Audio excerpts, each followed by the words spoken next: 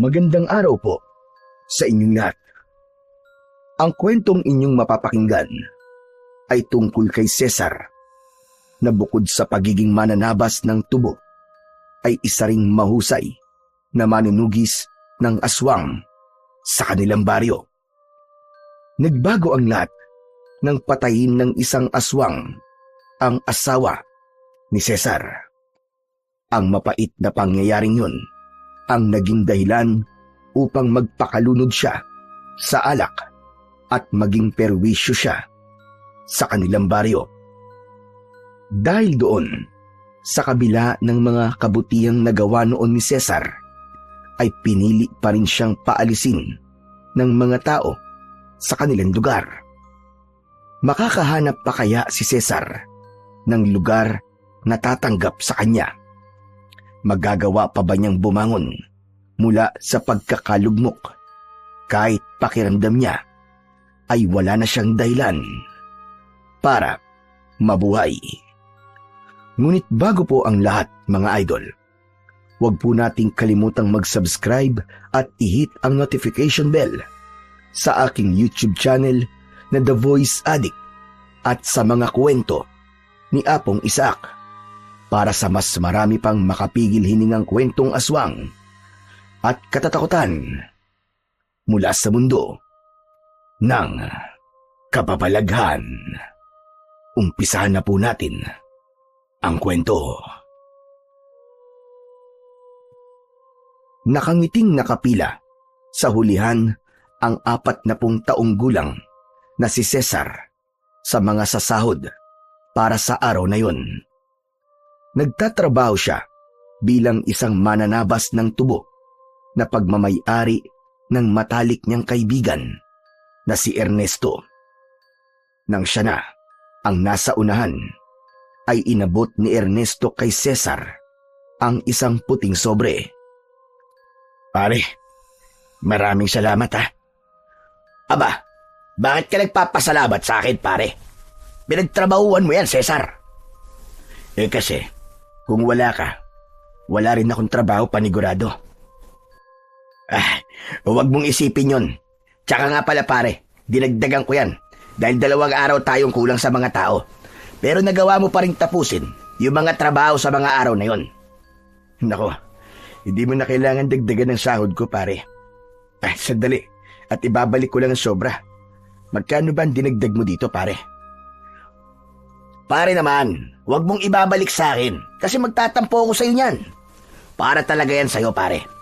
Ang mga masipag na trabador na kagaya mo ay dapat binibigyan ng gantimpala para tularan ka ng iba, pare. Ganun ba? Hindi ko na ito tatanggihan. Maraming salamat talaga, Ernesto. Malaking bagay na to para sa amin ni Elena. Oo nga pala. Kailan niyo ba ako bibigyan ng inaanak na Elena? Wala pa rin ba? Aba, matagal na akong naghihintay na maging ninong ng magiging anak niyo.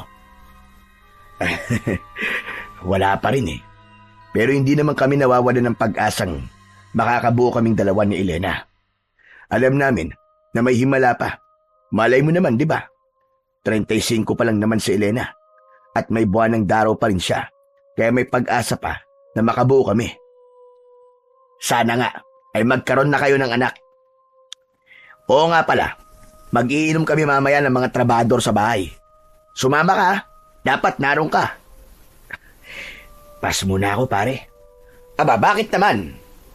Manunugis ka na naman ba ng mga aswang mamayang gabi? Hindi, pare.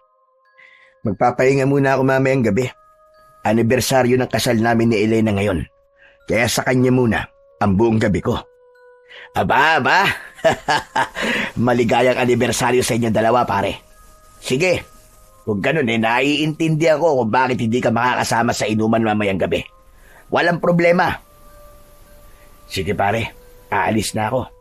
Kailangan ko nang umuwi. O sige, pare. Mag-iingat ka. Ay, sandali lang pala. May ibibigay ako sa'yo. Mula sa ilalim ng lamesa ay kinuha ni Ernesto ang isang malaking bote. O eto, pare. Regalo ko sa inyo ni Elena para sa anibersaryo nyo. Teka, pare. Alak ba yan? Oo, basi ang tawag sa alak na yan, pare. Alak na gawa sa tubo. Yan ang bagong produkto na gusto kong sunod na gawin natin. Gusto kong subukan niyo muna ni Elena. Naku pare, alam mo naman na hindi umiinom si Elena eh. Ako naman mahina pagdating sa alak. Di ikaw na lang pare. Basta, sa'yo na yung isang bote. Tikman mo at sabihin mo sa akin kung ano ang lasa. Kinuha na lang ni Cesar ang isang bote ng basi at nagpasalamat siyang muli sa kumpare niyang si Ernesto. Matapos yun, ay naglakad na paalis sa tubuhan si Cesar. Halos 5 taon nang kilala ni Cesar si Ernesto. Nagkakilala silang dalawa nang lumipat ito sa baryo nila at nagpatulong ito sa kanya na maghanap ng malawak na lupa na pagtatayuan ito ng tubuhan. Dahil doon ay naging magkaibigan at malapit ang dalawa. Bago umuwi sa bahay, ay dumaan muna si Cesar sa talipapa. Bumili siya ng 1 kilo ng karne ng baka at mga pansahog para sa kaldereta. May nakita siyang nagtitinda ng bulaklak na rosas at bumili siya roon ng 3 piraso. Hindi nagtagal ay nasa harap na si Cesar ng bahay nila ng kanyang asawa. Simple lang ang kanilang tahanan. Ang ibabang bahagi ay gawa sa hollow blocks at ang itaas ay may dingding na sawali. Pawid ang bubong nun at meron sila roong 1 kwarto. Pagpasok ni Cesar ay nakita niya sa kusina ang kanyang asawa na si Elena na binabantayan ang sinaing nito. Itinago niya ang bulaklak sa likuran niya bago siya lumapit kay Elena. Ginawaran niya ang kanyang asawa ng isang mabilis na halik sa labi. Sa kanya inabot dito ang mga rosas. Happy anniversary sa atin, mahal ko. Happy anniversary. Pero sana, hindi ka na nagabala pa, Cesar. Minsan lang naman ako magbigay ng bulaklak sa'yo eh. Saka, alam mo naman na espesyal ang araw na to, diba? Para sa ating dalawa. Kaya dapat may bulaklak. Maraming salamat, Cesar ha. Talagang kahit matagal na tayong kasal, ay napaka-romantiko mo pa rin. Aba, syempre naman. Hindi ba nangako ko na hindi ako magbabago? Tinutupad ko lang ang pangako ko na yun sa'yo. At teka, oo nga pala mahal. Bumili ako ng pangkaldereta para masarap ang ulam natin mamaya. Wow, talaga? Alam mo talaga ang paborito ko. O sige, ako nang bahalang magluto niyan, mahal. Magpalit ka na ng damit mo, tapos magpahinga ka na. Inabot ni Cesar ang isang plastik na naglalaman ng karne ng baka at mga sahog, saka siya nagtungo sa kanilang kwarto upang magpalit ng malinis na damit. Para kay Cesar ay napakapalad niya sa kanyang asawa na si Elena dahil bukod sa maganda ito ay napakasipag pa nito. Kahit nasa bahay lang ito ay tumutulong pa rin ito para madagdagan ang kanilang kinikitang pera.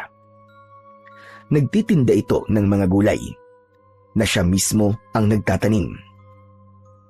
At kahit nagtitinda ito, ay nagagawa pa rin siya nitong asikasuin at gawin ang mga gawaing bahay. Talagang anak na lamang ang ulang sa kanila para masabi ni Cesar na kumpleto na ang kanilang pamilya. Pagsapit ng hapunan, ay inihain na ni Elena ang napakasarap na kaldereta na niluto nito. Tinawag na nito si Cesar at agad na dumulog ang dalawa sa pagkainan. Agad na tinikman ni Cesar ang kaldereta na niluto ng asawa at nagliwanag bigla ang kanyang muka. Napakasarap mo talaga magluto, mahal. Ito na ang pinakamasarap na kaldereta sa buong mundo. Sige lang, bulahin mo pa ako, Cesar. Uy, hindi kita binubola ha? Nagsasabi lang ako ng totoo. Abay, napakasarap naman talaga eh. Sige na, sige na. Ay, oo nga pala, Cesar. May kailangan akong sabihin sa'yo. Ano ba yun, mahal? Bigla ka naging seryoso. Kinakabahan tuloy ako eh. Hindi. Kasi nagpunta ako kanina sa health center. Nagpa-check up ako. Ha? Bakit? May nararamdaman ka ba? May masakit ba sa'yo? Wala, Cesar. Pero gusto kong malaman mo na 3 buwan na akong buntis. Nanlaki ang mga mata ni Cesar sa sinabi ng kanyang asawa. Para bang huminto at naging slow motion ang oras at nanlamig ang kanyang buong katawan. Bumilis ang tibok ng kanyang puso at ramdam niyang namuo ang luha sa kanyang mga mata. Ano sabi mo? Seryoso ka ba, mahal? Hindi ka ba nagbibiro? Hindi, mahal. Hindi ako nagbibiro. Totoo. Totoong buntis ako. Magkakaanak na tayong dalawa. Biglang napatayo si Cesar mula sa upuan at tila hindi makapaniwala sa kanyang narinig. Napahawak siya sa ulo niya sa kamuling napaupo. Hinawakan niya ang kamay ng kanyang asawa. Diyos ko, Elena! Hindi ako makapaniwala! Magkakaanak na tayo! Sa wakas, magiging tatay na ako! Ang tagal kong pinangarap to! Lagi kong iniisip kung darating pa ba ang araw na magkakaroon tayo ng anak. At ngayon, nandito na!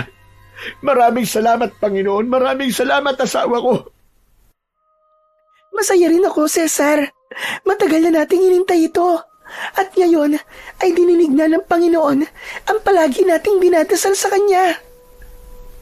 Kaya nga, mahal ko, pangako, gagawin ko lahat para sa iyo at sa anak natin. Lahat ng hirap, lahat ng trabaho kakayanin ko, kahit ano pa yan. Hindi ko kayo pababayaan, mahal ko. Mahal na mahal kita.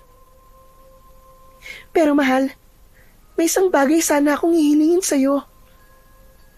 Dahil magkakaroon na tayo ng anak, gusto ko sana na huminto ka na sa pakikipaglaban mo sa mga aswang.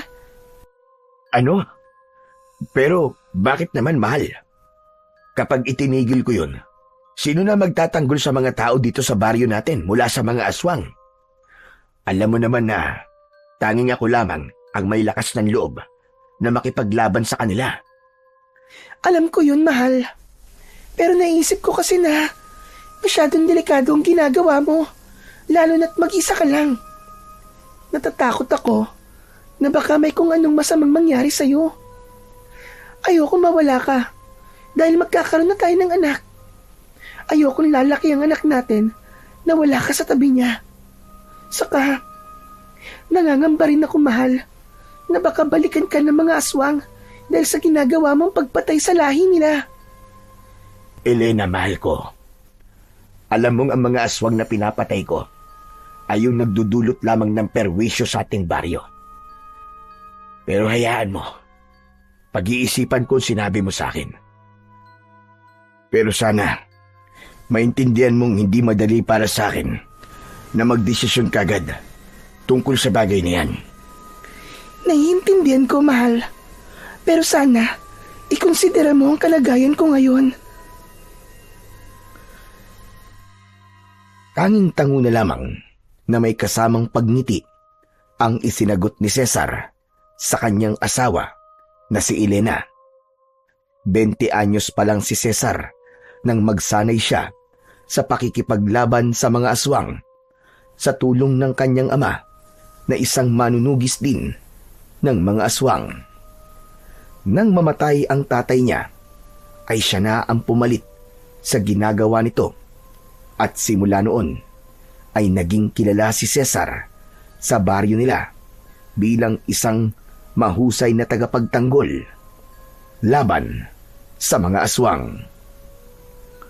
Aminado si Cesar na mahirap para sa kanya ang bagay na hinihiling ni Elena. Mahirap na talikuran ang isang bagay na nakasanayan niya ng gawin, lalo na't nangako siya noon sa kanyang ama na ipagpapatuloy niya ang legasiya nito bilang isang manunugis. Ngunit hindi rin niya maaaring baliwalain si Elena.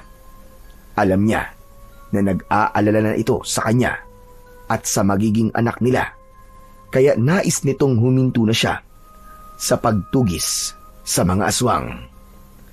Kaya alam ni Cesar na mahihirapan siyang magdesisyon sa bagay na yun. Kinabukasan ay masayang nagsimulang magtrabaho sa taniman ng tubo si Cesar.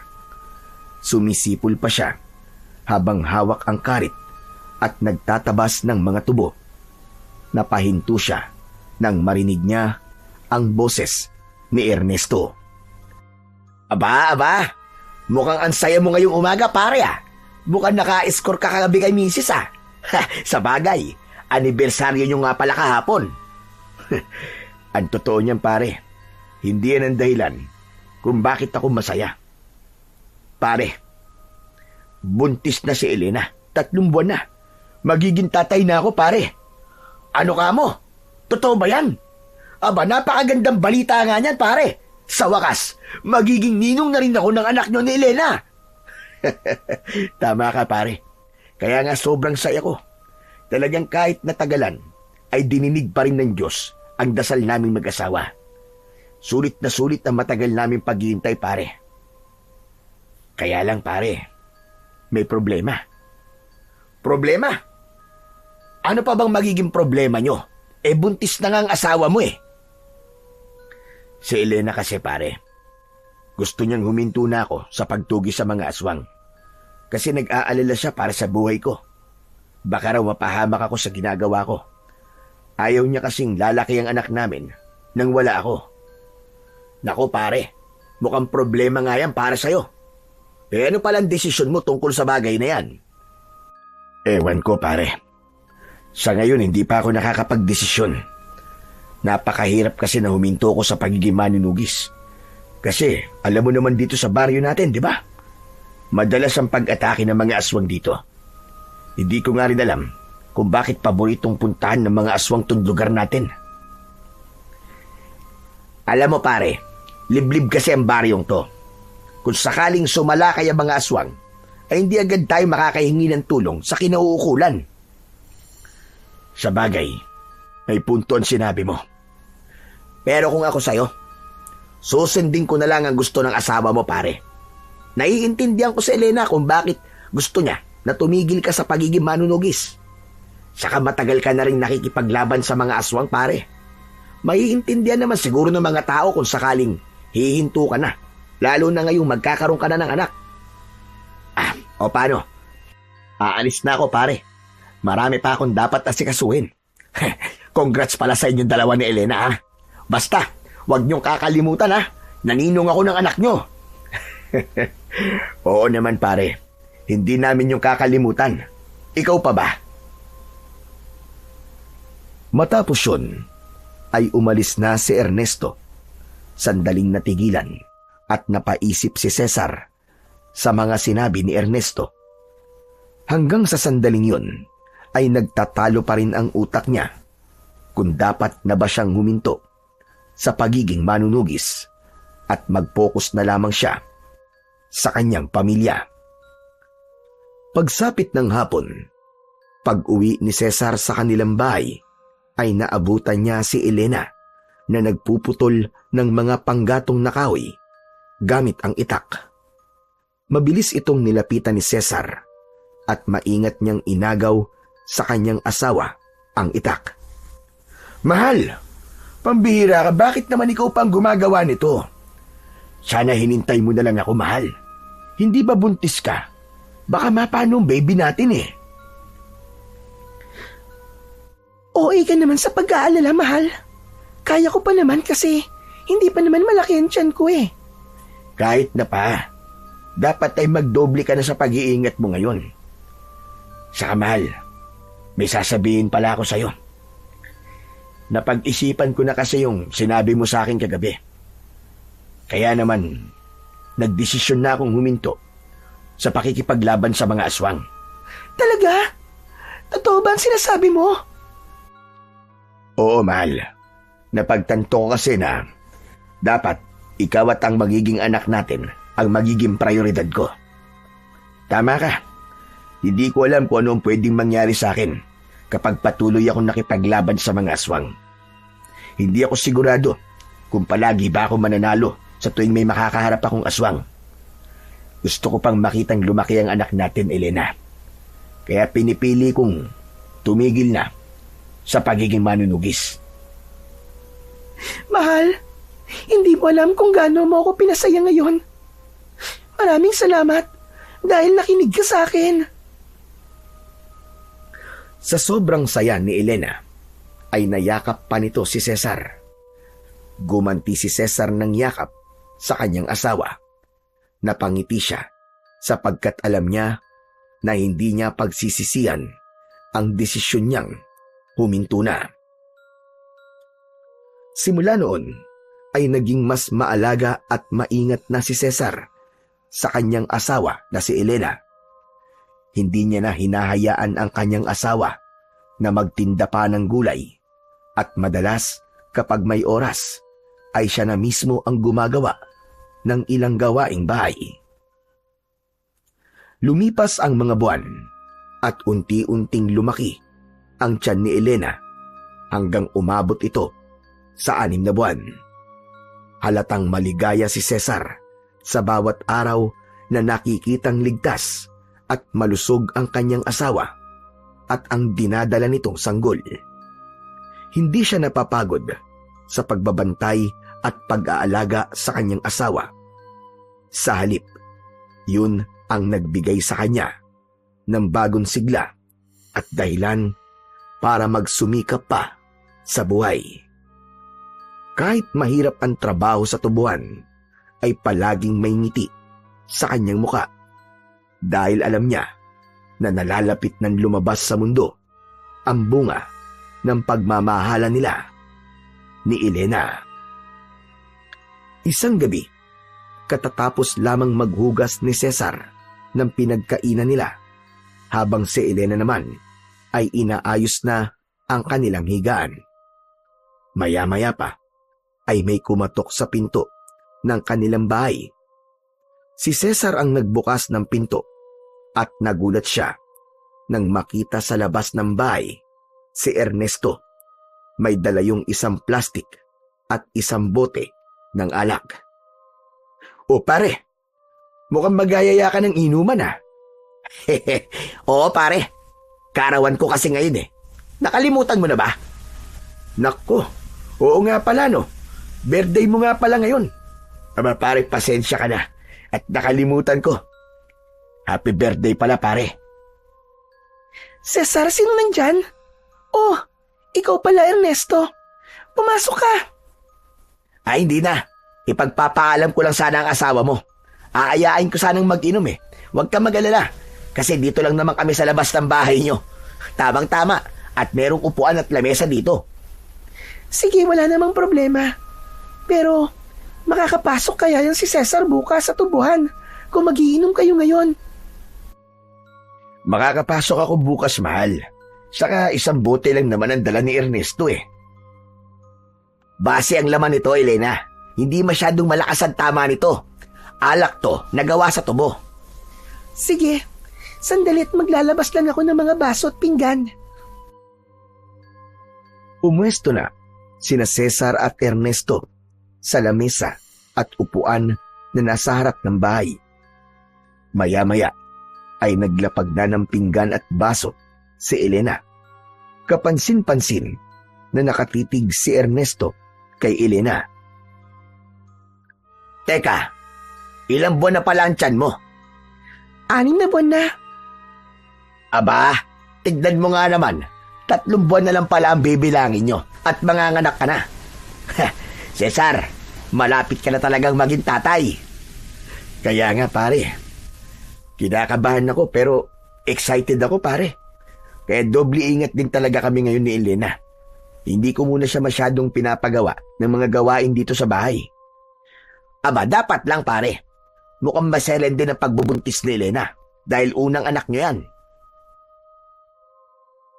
Hindi nagtagal ay sinimulan na ni Cesar at Ernesto ang pag-iinom ng alak, habang si Elena ay nagtungo na sa kwarto para matulog. Aba, masarap pala itong alak na basi pare. Hindi ako mahilig uminom, pero mukhang magugustuhan ko to ah. Sabi ko na ba sa'yo pare, masarap talaga yan. Kasi gawa sa tubo yan eh. Ah, oo nga pala pare. Ano na pala ang desisyon mo dun sa request sa'yo ni Elena? Titigil ka na ba sa pagiging manunugis ng mga aswang pare? Oo pare. Naisip ko na dapat ay ang pamilya ko na ang prioridad ko ngayon. Kasi magkakaroon na kami ng anak ni Elena. Nakausap ko na rin si Kapitan. Nalungkot siya, pero ang sabi niya ay wala naman siyang magagawa sa desisyon ko. Tama yan pare. Sumasang-ayon ako sa desisyon mo na yan. Nagpatuloy ang pag-iinom nina Cesar at Ernesto hanggang sa naubos na nila ang isang bote ng alak. Doon na sila huminto. Labis na ang pagkahilo ni Cesar dahil sa sobrang pagkalasing. Hindi kasi siya sanay uminom ng alak, kaya kahit isang bote lang ay lasing na siya. O paano pare? Uwi na ako ah. Maraming salamat at sinamahan mo ako sa pag-celebrate ng birthday ko. Walang anuman pare. Happy birthday ulit. Mag-iingat ka at baka may makasalubong kang aswang. Sus, hindi ako natatakot sa aswang pare. Sila ang dapat matakot sa akin. Tatagpasin ko mga leeg nila. Sige na pare. Papasok na ako sa loob at talaga nahihilo na ako. May pasok pa ako bukas sa tubuan pare. Nang umalis na si Ernesto, ay sakalang pumasok sa loob ng bahay si Cesar. Nagising si Elena nang humiga siya sa tabi nito. Diyos ko, anong oras na? Bakit ngayon lang kayo natapos mag-inom? Madaling araw na yata ah. Hayaan mo na mahal. Birthday naman ni Ernesto. Saka minsan lang naman ito eh. O sige na, matulog na tayo at inaantok na ako. Ipinikit na ni Cesar ang kanyang mga mata. Wala siyang ibang nais gawin kundi ang matulog. Maya-maya pa ay naramdaman niya ang pagyugyug ni Elena sa braso niya. Cesar! Cesar, mahal! Gumising ka! Parang may tao sa labas. Mahal, baka pusa lang yun o kaya aso. Sigurado ko, may tao talaga, Cesar. Natatakot ako, gumising ka muna. Itulog mo na lang yan, mahal. Paulit-ulit na niyugyug ni Elena si Cesar, pero masyadong matindi ang pagkalasing ni Cesar. Kaya naman, kahit na anong gawin ni Elena, ay hindi na siya nito nagawang gisingin. Kinaumagahan, nang magising si Cesar, ay agad niyang naramdaman ang matinding pananakit ng kanyang ulo. Bumangon siya at hindi niya nakita si Elena sa kanyang tabi. Inasahan niya na nagluluto na ng almusal ang kanyang asawa ng mga oras na yon. Pero paglabas niya ng kwarto, ay hindi niya nakita si Elena sa kusina.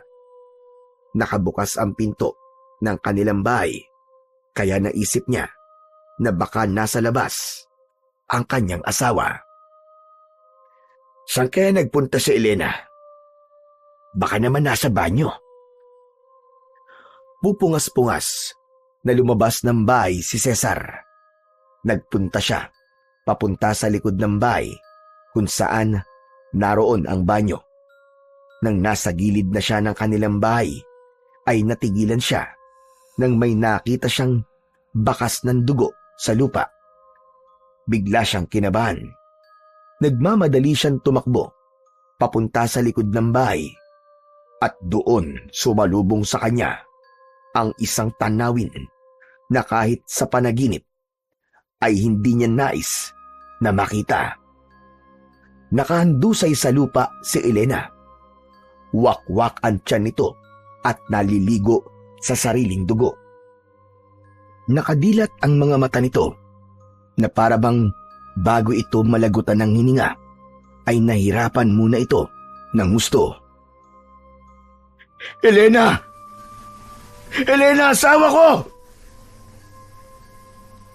Marahang lumapit si Cesar sa bangkay ng kanyang asawa.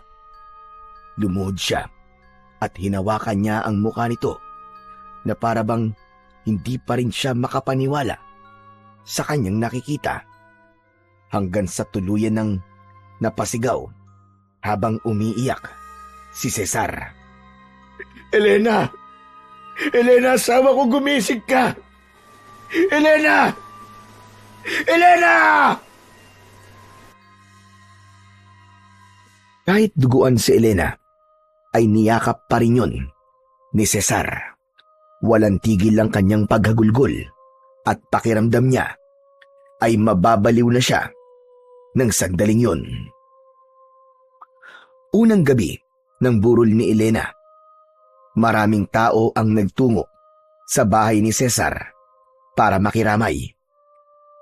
Nakaupo si Cesar sa unang hanay ng mga upuan sa harap ng kabaon ng kanyang asawa. Nakatulala siya at tila wala sa sarili. Wala na siyang mailuha dahil pakiramdam niya ay naubos na ang lahat ng kanyang luha. Maya-maya ay tumabi si Ernesto kay Cesar. Marahan itong tinapik ang balikat niya. Cesar, nakikiramay ako, pare. Hindi nagsalita si Cesar. Nanatili siyang nakatulala habang pilit na kinukumbinsi ang sarili na isa lamang panaginip ang lahat.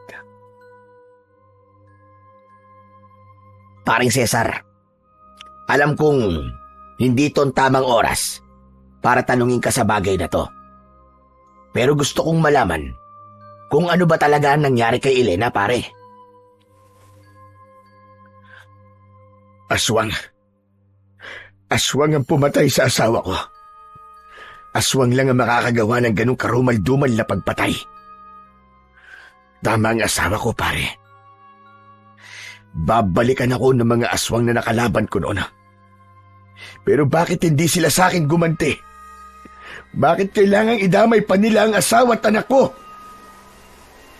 Mga hayop talaga mga aswang na yan, pare. Mga wala silang awa. Hindi lang isang buhay ang kinuha nila sa akin, pare. Dalawang buhay ang nawala. Tinanggalan nila ako ng rason para mabuhay pa. Huwag mong sabihin yan, pare. Alam ko na sa sandaling ito ay napakasakit pa ng nangyari. At pakiramdam mo ay wala ka ng ganang mabuhay. Pero pare, magpatuloy ka sa buhay. Hindi pa ito ang katapusan ng mundo. Marami pang magagandang bagay ang pwedeng mangyari sa'yo. Nasasabi mo lamang yan, Ernesto. Dahil hindi sa ito nangyari. Palibasa wala kang asawa at anak. Kaya hindi mo ako naiintindihan. Sandali lang, pare, hindi mo ako kaaway. Nagpapayo lang ako sa'yo.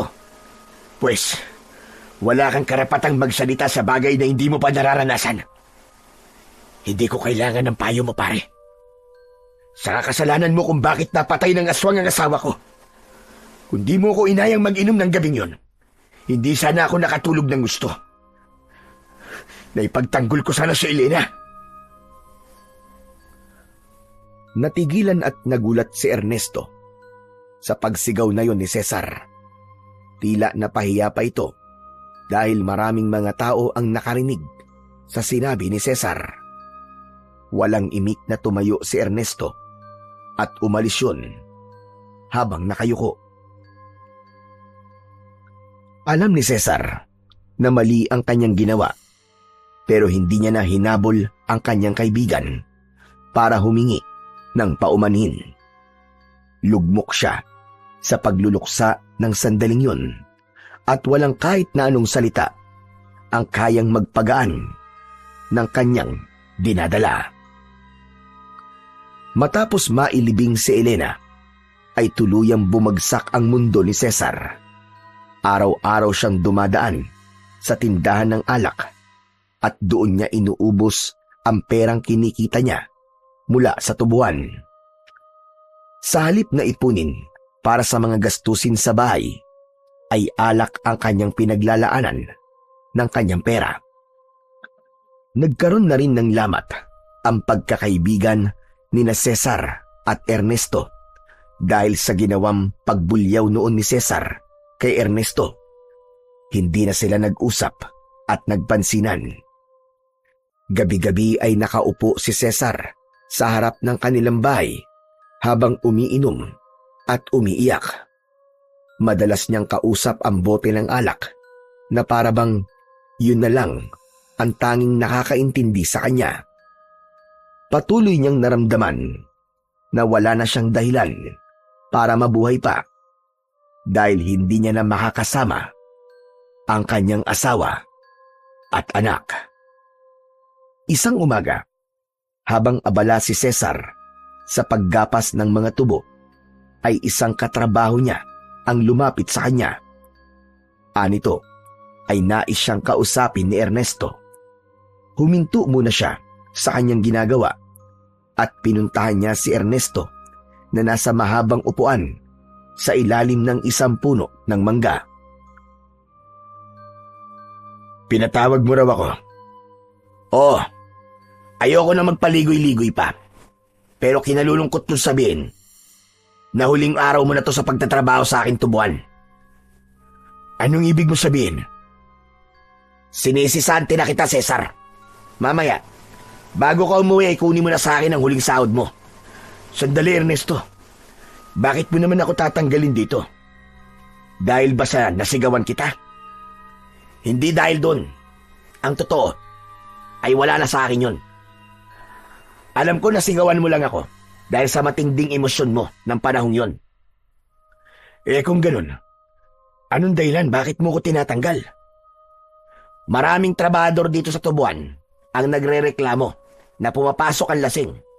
Dahil doon ay hindi ka nakakapagtrabaho na maayos. May ilan pa na nagsasabing natutulog ka sa oras ng trabaho mo. May ilan pa na nagsasabi na bigla ka na lang naghahamon ng away at may pinagbantaan ka pa. Napapatayin mo gamit ang iyong karet. Masyado lang silang balat sibuyas, Ernesto.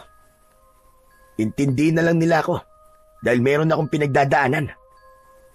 Hindi lahat ay dapat na mag-adjust para sa'yo.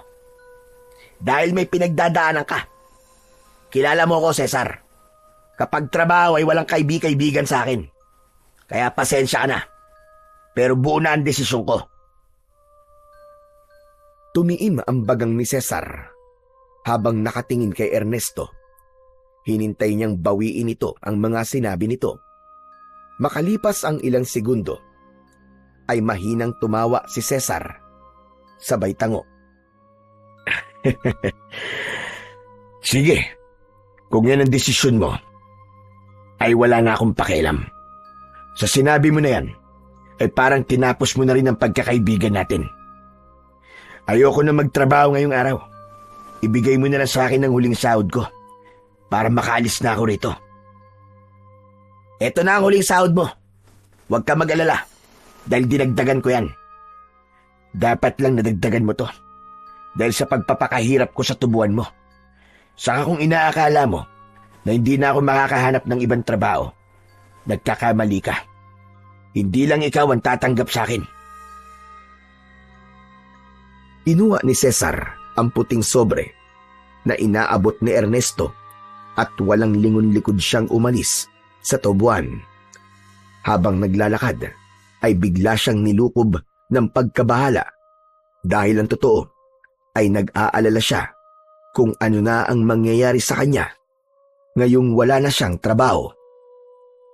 Mas lalo pang nadagdagan ang pasanin ni Cesar simula nang mawalan siya ng pagkakakitaan.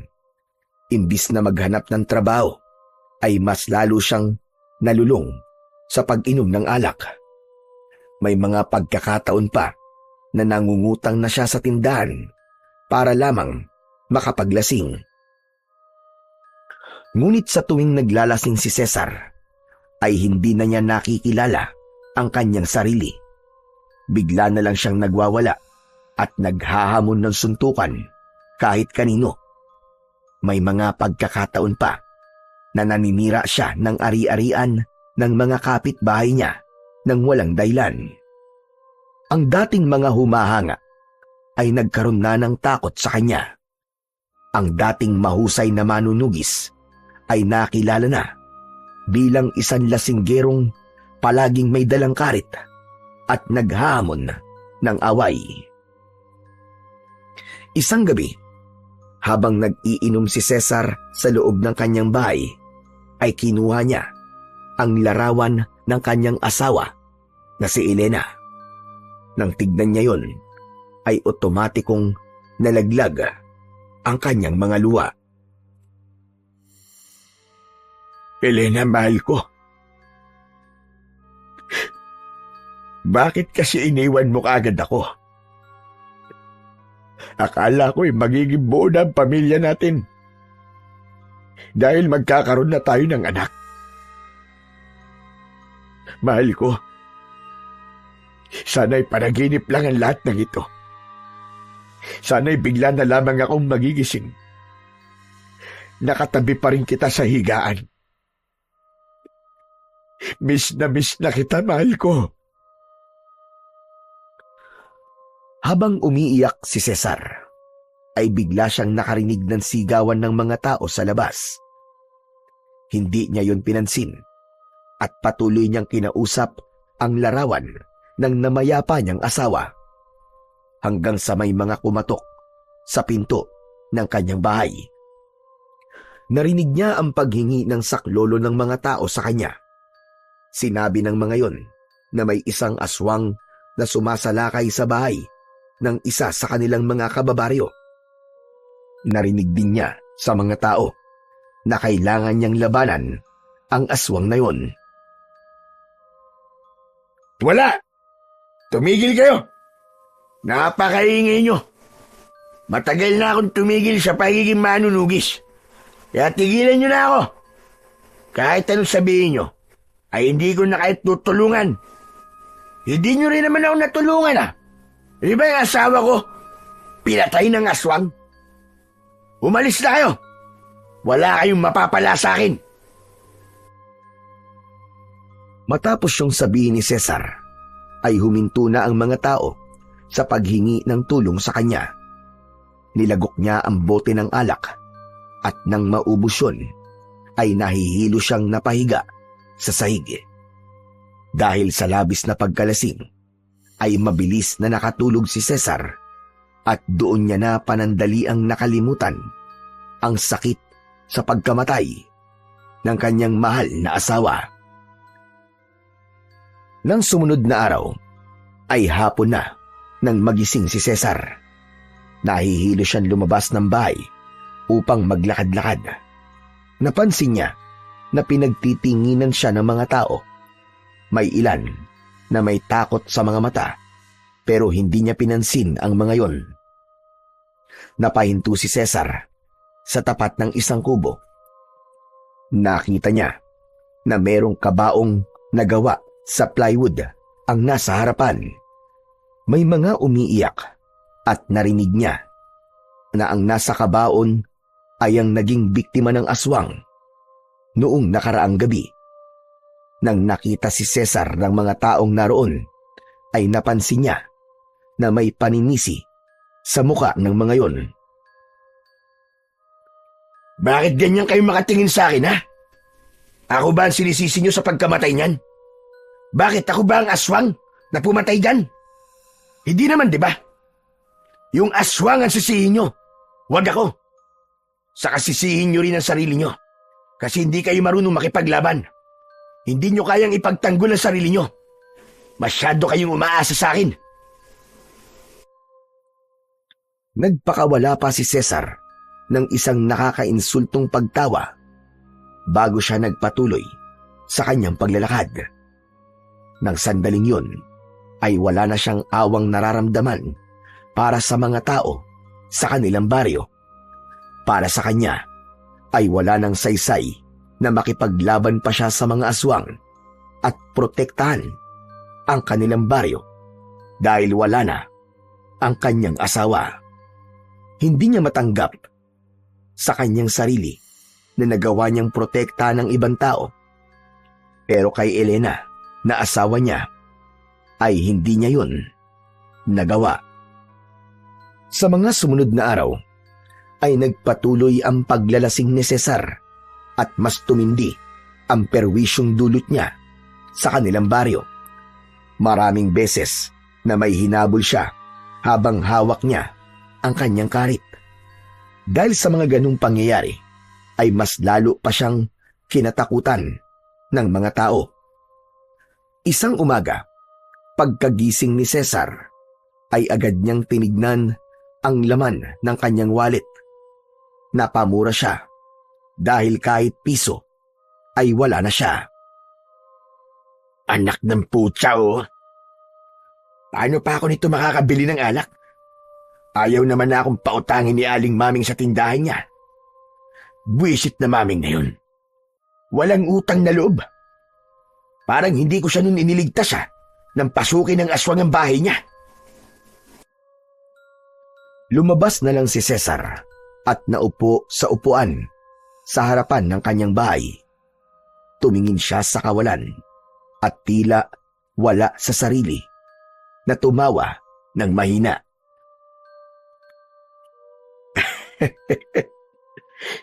Dati naghahabulan pa kami rito ni Elene. Yun nga lang, hindi na mangyayari yun. Kasi iniwanan niya na ako. Sa gitna ng pagmumuni-muni ni Cesar, ay hindi niya inasahan ang pagdating ni Ernesto. Seryoso ang mukha nito. Tumayo si Ernesto sa harapan niya. Anong ginagawa mo rito? Hindi ba tapos na ang pagkakaibigan nating dalawa? Ayoko nang makita yung pagmumukha mo kahit kailan. Hindi ako nagpunta rito bilang kaibigan mo, Cesar. Bilang ano? Bilang kaaway ba? Sandali, tintayin mo ako rito. Kukunin ko lang ang karit ko. Tatayo na sana si Cesar nang hawakan ni Ernesto ang braso niya. Marahas na pumiksi si Cesar. Ano ba? Huwag mo akong hinahawakan. Wala ako rito para makipag-away sa'yo, Cesar. Nandito ako bilang normal na kababayan mo. Alam ko na. Natatakot kang makipaglaban sa akin, no? Sa bagay, ano bang alam mo sa pakikipaglaban? Di ba? Ang alam mo lang namang gawin ay umupo at mag-utos sa mga trabador mo. Pwede ba, Cesar? Manahimik ka muna. Talaga bang wala ka ng utak at puro bibig at angas na lang ang pinapairal mo? Napigilan si Cesar sa pagsigaw na yon ni Ernesto. Sa tagal nilang magkakilala, ay noon lamang niya nakitang nagalit si Ernesto dahil kilala niya ito bilang isang mahinahong tao. Nandito ako dahil nakiusap sa akin si Kapitan. Nakausapin ka tungkol sa isang bagay na napagkasunduan na ng karamihan sa mga tao dito sa baryo natin. Kahapon ay nagkaroon ng pagpupulong sa barangay tungkol sa mga hindi magagandang bagay na ginagawa mo rito sa baryo. Ganun ba ako kaimportante sa inyo? Para magpulong pa kayo para sa akin? At ano namang pinagpulungan nyo? Marami na sa kanilang nababahala sa kinikilos mo, Cesar. Marami nang natatakot sa'yo at itinuturing ka nilang malaking banta sa buhay ng mga tao. Ang dami mong ginagawang hindi maganda, lalo na kapag nakakainom ka. Nanghahamon ka ng away kung kani-kanino at nanghahabol ka habang may dala kang karet. Pwede ba wag ka na magpaligoy-ligoy? Ang dami mo pa sinasabi.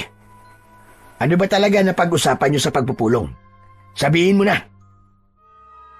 Marami ang bumoto na paalisin ka na rito sa baryo natin, Cesar. Gaya ng sinabi ko, ay isa ka ng malaking banta sa kaligtasan ng lahat. Isa pa, nung may inatake ng aswang, ay wala ka raw ginawa. Eh di lumabas din ang totoo. Pinapalayas niyo ako kasi wala na akong silbi sa inyo. Hindi niyo na ako mapapakinabangan. Ano bang inaasahan niyo, ha? Na makikipaglaban kagad ako sa mga aswang habang nagluluksa ako sa pagkamatay ng asawa at anak ko? Ano ba tingin niyo sa akin? Robot? Huwag mo akong isinasama sa kanila. Dahil ang totoo ay pinaglaban kita. Sinabi ko sa kanila na intindihin ka nila dahil may mabigat kang pinagdadaanan. Pero wala na akong magagawa dahil mas maraming may gusto na umalis ka na rito. Matapos ng napakahabang panahon na ipinagtanggol at pinotektahan ko kayo mula sa mga aswang, ay ganito pa pala ang gagawin niyo sa akin. Mga walang utang na loob. Ikinalulungkot ko, pero buo na ang desisyon ng mga tao, Cesar. Ang sabi ni Kapitan ay sabihin ko to sa'yo dahil dati tayong magkaibigan. At kapag hindi ka raw agad umalis, ay magpapatulong na sila sa mga pulis para palayasin ka. Huwag kayong mag-alala. Hindi nyo na kailangan tumawag pa ng pulis dahil aalis na kagad ako rito. Nakakahiya naman sa inyo eh. At baka maabala ko pa kayo. Umalis ka na at naaalibadbaran ako sa pagbumuka mo. Sana, kung saan ka man mapupunta, ay mahanap mo ang kapayapaan na iyong hinahanap, pare. Mag-iingat ka. Plastic. Alam ko na tuwan-tuwa ka sa nangyayari sa buhay ko ngayon. Ito naman talaga ang gusto mo, di ba? Ang bumagsak ako. Hindi na hinintay ni Cesar na magsalita si Ernesto at pumasok na siya sa kanyang bahay. Pabalibag niyang isinarado ang pinto upang mas maramdaman ni Ernesto ang galit na kanyang nararamdaman. Mga walang utang na loob! Matapos kong ibuwis ang buhay ko para lamang mailigtas kayo, ay ganito pa ang gagawin niyo sa akin. Tignan natin kung hindi kayo magsisi kapag nawala ako rito. Sana'y gabi-gabi kayong salakayin ng mga aswang. At kapag nangyari yun, sigurado ko na maiisip niyo ako. Inuha ni Cesar ang kanyang lumang bag. Inilagay niya roon ang kanyang ilang damit at hindi niya nakalimutang isama ang kanyang karit. Hindi niya maaaring iwanan ang karit na yun dahil napakahalaga nun para sa kanya.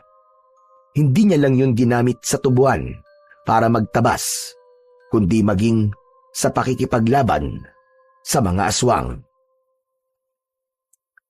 Matapos mag-empake ng mga gamit, ay lumabas na si Cesar sa kanyang bahay.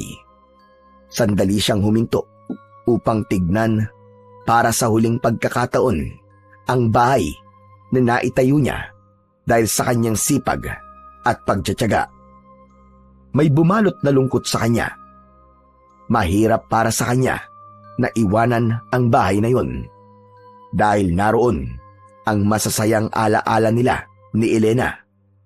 Doon sila nagsimulang mangarap at saksi ang bawat sulok ng bahay na yon sa kanilang pagmamahalan.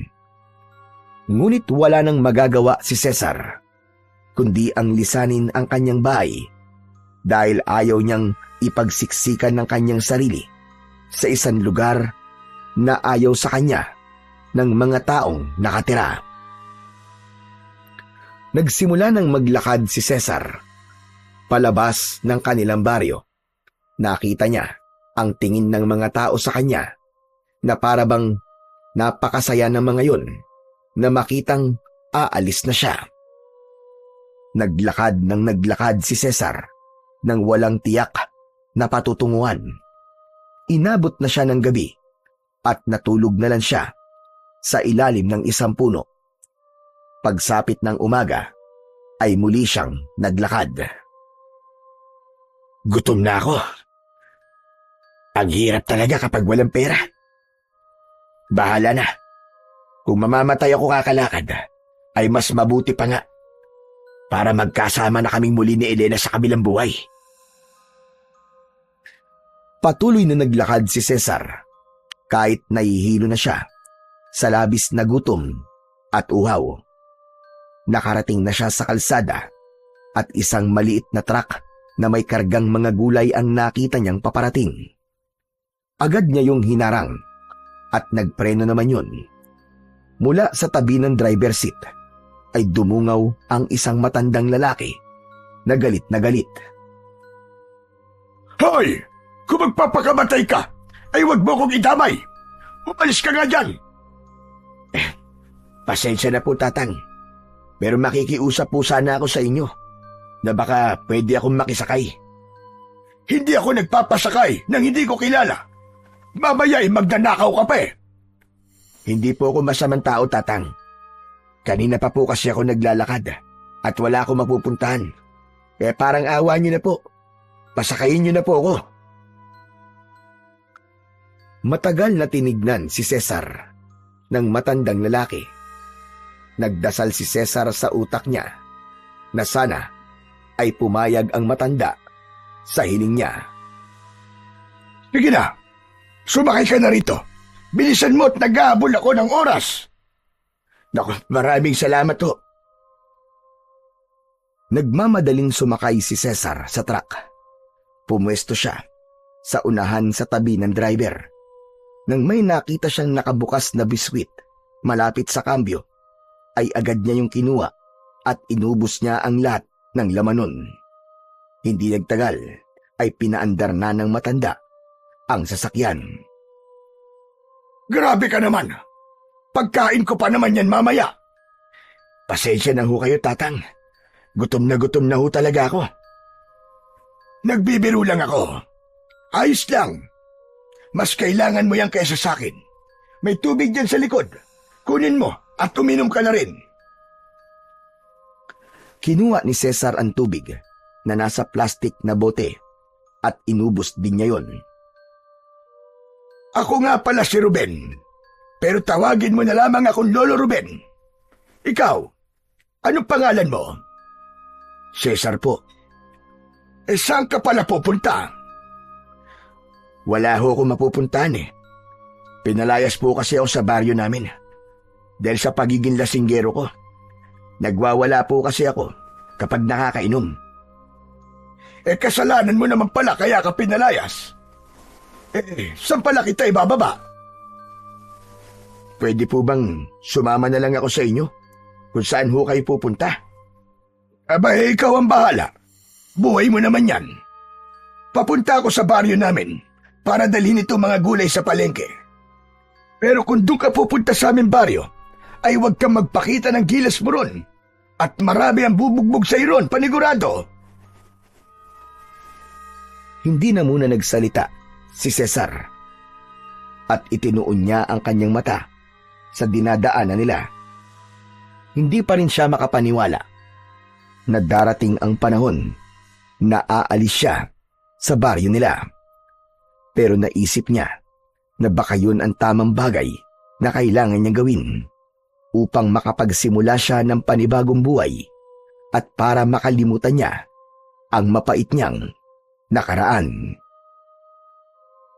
Makalipas ang halos 1 oras, ay huminto na ang truck sa harapan ng isang maliit na palengke. Hanggang dito na lang kita madadala. Kailangan ko nang ibaba ang mga gulay na nasa likod ng aking truck. Wala hong problema. Maraming salamat po kasi pinasakay niyo po ako sa inyong truck, Lolo Ruben. Tutulungan ko na po pala kayo sa pagbababa ng mga gulay para makabawi po ako sa pagtulong niyo sa akin. Nako, hindi na kailangan. Huwag mo nang agawan ng trabaho ang mga kargador dito sa palengke. Okay na sa akin na wala kang ginawang masama. Sige na, bumaba ka na at sana makahanap ka ng lugar na maaari kang makapagsimula ng panibagong buhay. Maraming salamat po uli, Lolo Ruben. Oo nga pala. Eto, sa'yo na to. 500 piso. Para naman may pambili ka ng makakain mo. Nako, sobra na po yata yan. Pero hindi ko na po tatanggihan yan kasi walang-wala po talaga akong pera eh. Maraming salamat po talaga. Napakabuti niyo ho. Pagkuha ni Cesar ng pera, ay bumaba na siya ng truck habang bit-bit ang kanyang bag. Luminga siya sa paligid. Maraming tao ang abala sa kani-kanilang gawain. Huminga siya ng malalim at muli siyang naglakad hanggang sa nakarating siya sa mismong baryo ng lugar na yon. Halos wala yung pinagkaiba sa lugar na kanyang pinanggalingan. Puro kubo ang bahay doon at may mga malawak na palayan at taniman ng iba't ibang mga gulay. Isang tindahan ang nadaanan niya at bumili siya roon ng isang bote ng alak. Habang naglalakad ay may nakita siyang puno sa tabi ng daan na may mahabang upuan sa ilalim. Doon siya naupo at nagsimulang uminom. Mukhang tahimik sa lugar na to ha. Dito na lang muna siguro ako habang hindi ko pa alam kung saan ba talaga ako pupunta. Nagpatuloy sa pagtungga ng alak si Cesar at nang makalahati niya na ang bote ng alak ay nakaramdam na siya ng pagkahilo. Kaya nahiga muna siya sa upuan hanggang sa nakatulog siya. Gabi na nang magising si Cesar. Agad niyang hinagilap ang bote ng alak at sinimulan niyang ubusin ang natitira ng laman. Parang tubig na lang kay Cesar ang alak, kaya dire-diretso niya yung ininom hanggang sa maubos. Dapat pala, bumili rin ako ng tinapay kanina. Nagugutom na tuloy ako. Ang mabuti pa kaya bumalik ako doon sa tindahan para bumili. Bit-bit ang bag ay naglakad si Cesar papunta sa tindahan kung saan siya bumili ng alak kanina. Pero pagdating niya roon ay sarado na yon. Ay nako, kapag minamalas ka nga naman oo. Ang aga naman nila magsarado. Saka, bakit ba wala na kagad tao sa paligid? Halos 9:00 pa lang yata ng gabi May curfew ba rito? Naglakad pa rin si Cesar at umasa siya na may makikita pa siyang bukas na tindahan sa oras na yon. Ngunit napahinto siya nang maramdaman niya ang pagpatak ng ulan. Tumingala siya at doon niya nalaman na nagsisimula ng umulan. Ano pa bang kamalasan ang aabutin ko sa baryong ito? Pambihira oo. Hanggang sa may narinig siyang kaluskos mula sa gilid ng daan. Nung una ay inisip niyang hayop lamang yun. Pero nang makarinig siya ng mabigat na yabag, ay doon na siya naging alerto. Tumingin siya sa matataas na talahib sa tabi ng daan. Sino nandyan? Magpakita ka sa akin! Walang sumagot kay Cesar, kaya muli siyang naglakad. Naramdaman niya na may matang nakatingin sa kanya at sinusundan ang bawat galaw niya. Hanggang sa nagulantang siya nang may bigla na lamang sumulpot na aswang sa kanyang harapan. Nagngangalit ang matutulis nitong mga ngipin habang nanlilisik ang mapupulang mga mata. Anak ng putya oh! Hanggang dito ba naman ay sinusundan ako ng aswang? Nawala ang pagkalasing ni Cesar. Binuksan niya ang kanyang bag at mula roon ay kinuha niya ang isang matalim na karit.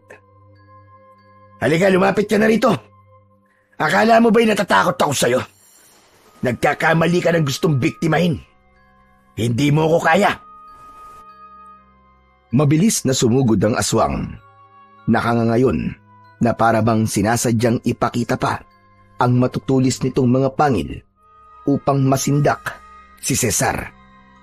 Iwinasiwas ni Cesar ang karit at muntik ng tamaan ang leeg ng halimaw. Ngunit Nakailag ito. Sinubukang kalmutin ng aswang si Cesar, pero iniharang niya ang kanyang bag. Pero mabilis na gumalaw ang isa pang kamay ng aswang at bumaon ang mga kuko nito sa kanyang braso. Mautak kang aswang ka, ha? Pero hindi ka pa rin mananalo sa akin. Hindi ikaw ang aswang na magpapatumba sa akin. Hindi mo ko kilala. Nagpatuloy ang pakikipaglaban ni Cesar sa naturang aswang.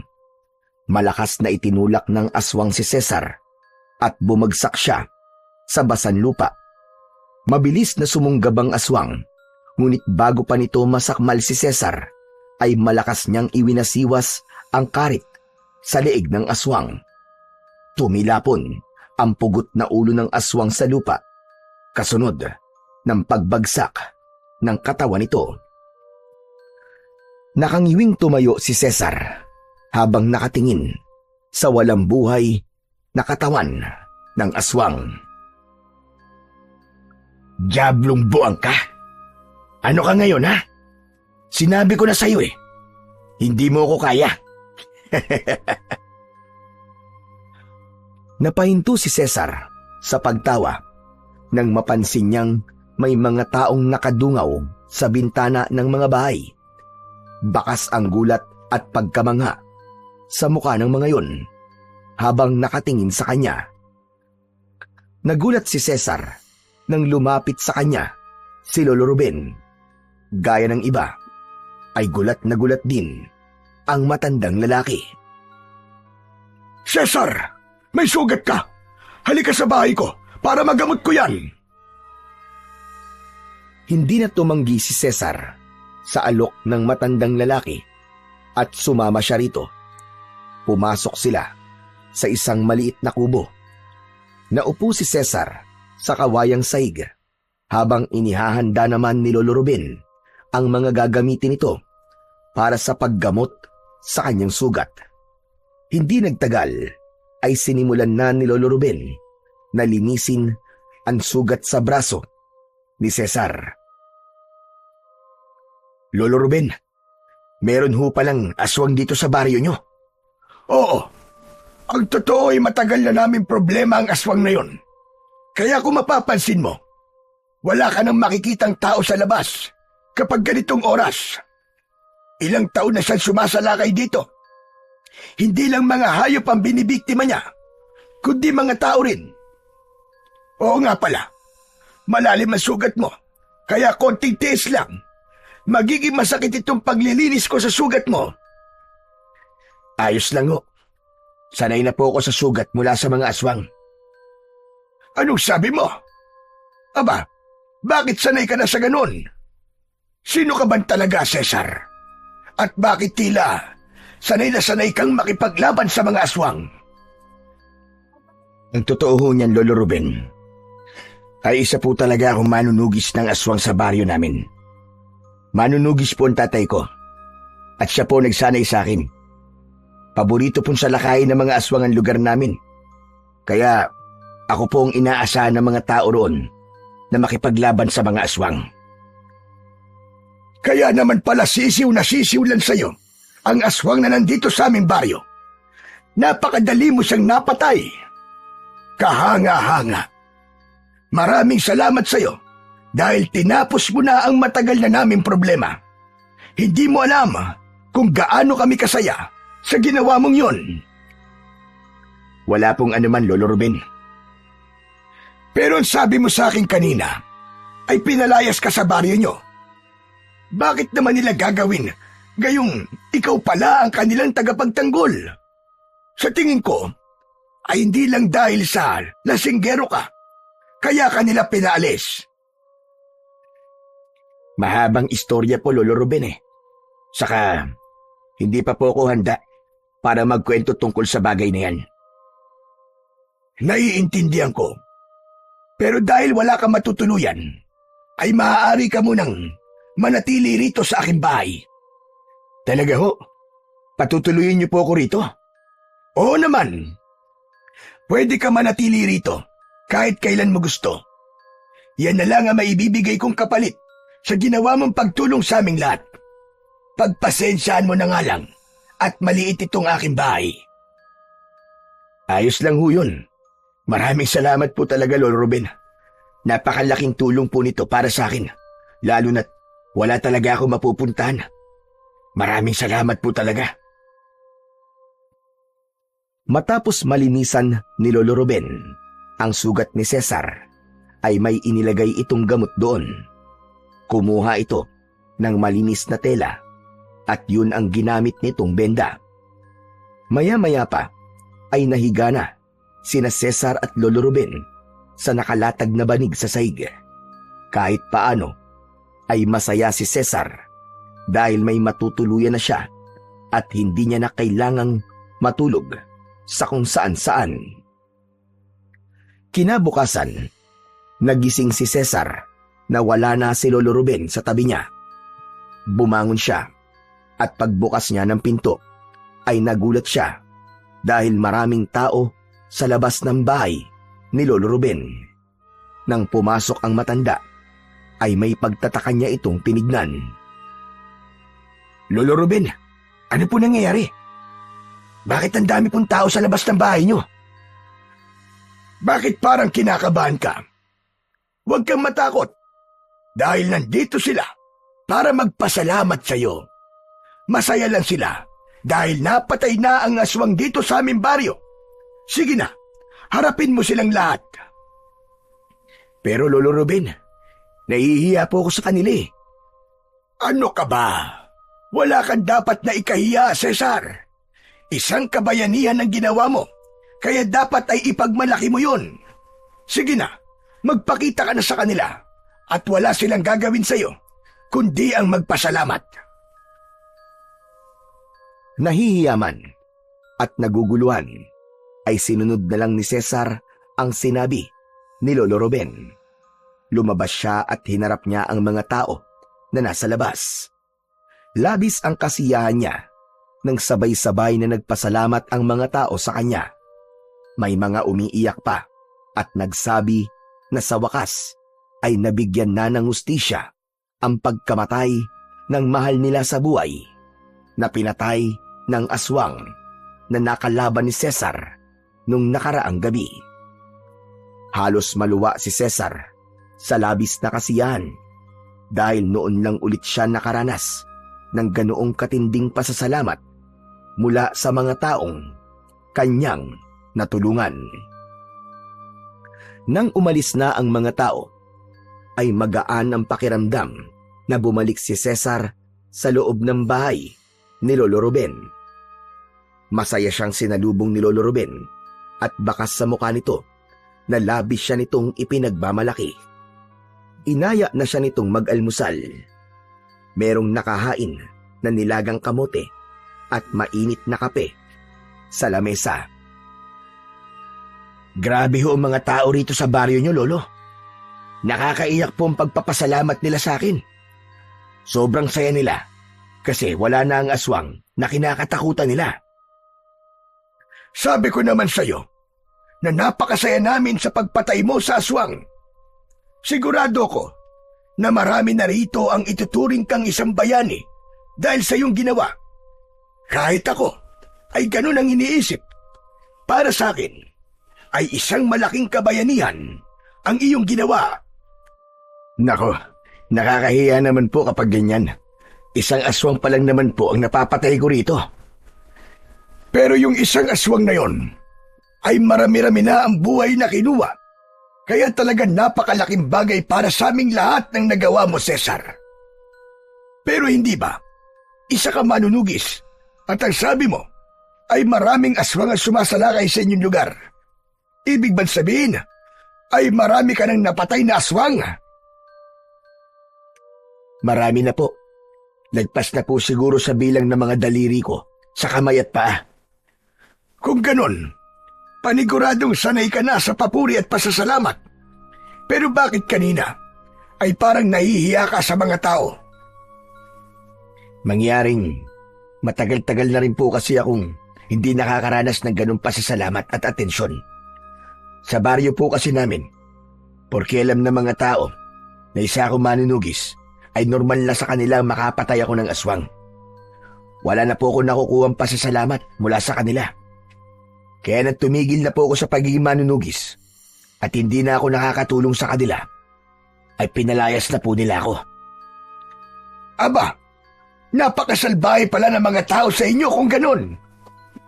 Ang totoo po niyan, hindi lang po yun ang dahilan kung bakit nila ako pinaalis. Naging perwisyo na po kasi ako sa lahat simula po na maging lasinggero ko. Kapag lasing po kasi ako, ay naghahamon po ako ng away. At may mga tao rin po akong hinahabol habang may dala po akong karit. Natakot na po mga tao sa akin at nagkasundo sila roon na paalisin na ako para wala na pong gulo. Umalis na lang po ako. Sandaling natahimik si Lolo Ruben na parang pinag-iisipan nito ang susunod nitong sasabihin. Hindi ko na tuloy alam ang sasabihin ko.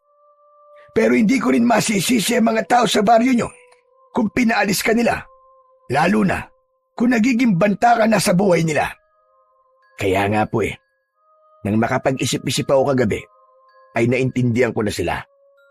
Kasalanan ko rin talaga, kaya ako napalaya sa baryo namin. Pero hindi bale. Sa ngayon naman, ay may bago ka ng tahanan. Gaya ng akin sinabi, maaari ka manatili sa aking bahay kahit kailan mo gusto. Sana lang ay iwasan mo na muna ang alak at baka dito ka naman maghamon ng away. Mapapalayas ka rin dito kapag ginawa mo yan. Huwag po kayo mag-alala, Lolo Ruben. Dahil naisip ko na magsimula ng panibagong buhay dito sa lugar nyo. Aalisin ko na po ang pagiging lasinggero ko at pipilitin ko na pong magbago.